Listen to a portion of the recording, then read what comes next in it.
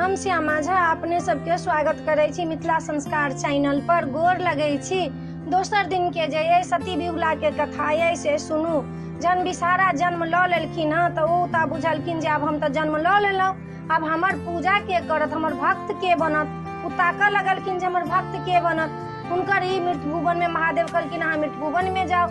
मृत्यु भुवन में जे गेलखिन तो चन्नू बनिया के देखलखिन। चन्नू बनिया जे रहथिन से महादेव के बहुत भक्त रहथिन। उ कहलखिन कि जे हिनके हम पकड़े छी जे हमर ई भक्त बनत।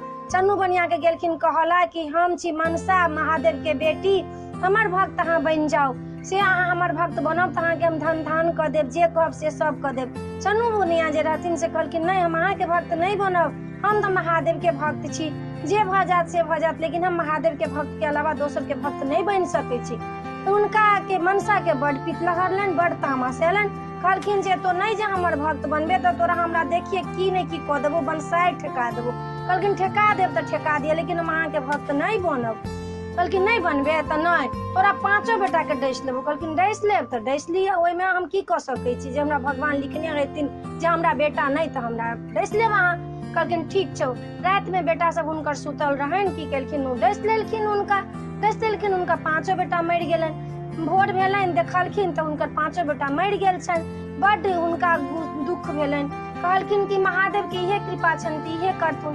ई कहि क चन्नू बनिया चुप भ गेलखिन त कहलखिन फेर हुनकर पत्नी जे रहथिन से फेर गर्भवती भ गेलखिन। गर्भवती में भेलखिन 9 महीना के बाद हुनका गर्भ से एकटा फेर पुत्र जन्म लेलखिन। पंडित के बजेलखिन, कहलखिन देखियो हिनकर भाग लक्षण। कहलखिन ई जे 12 साल के हाथ हिनका विवाह हाथ तो सुहाग रात में हिनका सांप काट लेतन, ई मर जैथिन। से हिनका 12 साल के उम्र छन। चन्नू बनिया बड़ दुखी भेलखिन।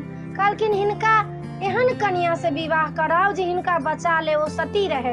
एकटा देश में जनलखिन जे एकटा राजा के बेटी भेले न, हुनकर नाम छन सती बिहुला। चन्नू बनिया गेलखिन उनका ओइठमन, कहलखिन कि अपना अपन पुत्री हमरा पुत्र के लेल द दिया। कहलखिन ठीक छै, हम द देब अपने के। जहन उनकर विवाह ठीक भ गेल तन सती बिहुला कहलखिन जे अपने जहाँ अपना पुत्र से हमरा शादी कराल जाय छी त अपने हमर बात सुनू त की त हमरा धरती से 4 हाथ ऊपर घर बना देब, शीशा के घर पूरा बना देब, एकोटा बिल बाल नहीं रह देब। ओहे में हम अपन सोहाग रात मनाब अला लखनदर के ल क। एई वीडियो में एतबे ये। आई के दोसर पार्ट एकर जे आरो अथी कथा ये से दोसर वीडियो में अपने सबके सुनाब। ई कहत केहन लागल ई वीडियो अपने सब से हमरा कहब। हमरा धन्यवाद देव। हमर टूटल फूटल भाषा है, हमरा नहीं किछ अबैया, जे अबैया से अपने सब लग हम रखे छी। धन्यवाद जरूर देव। अपना सब सुनब जरूर अपन संस्कार।